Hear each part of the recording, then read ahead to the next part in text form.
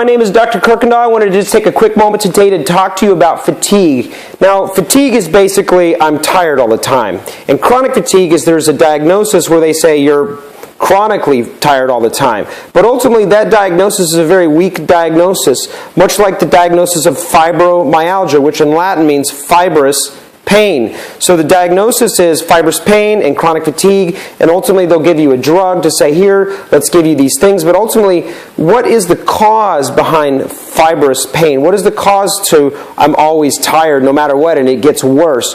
Ultimately, the most important things we need to look at is excess and deficiency. Now, there's only two real reasons in the world that we get sick. If you want to boil it down to its simplest form, it's either there's not enough of something, either there's not enough nutrition, there's not enough downtime, there's not enough space for somebody to recuperate and recover from the stressful days before. There may not be enough essential fatty acids in your diet. There may not be enough emotional release for you in your life, so you're just stressed out of your mind. But then there could be an excess of something where you've got too much of a toxicity, or you were exposed to a chemical or a metal, or just far, far, far too much stress, just constant pounding on the adrenal glands. Or maybe you were exposed to too much estrogen because you ingested things out of plastic forever. But ultimately, the whole core of what I'm trying to get at is there's excess and there's deficiency. And if we're not looking at either one of those, just diagnosing something, no matter what the diagnosis is never going to truly get to the cause.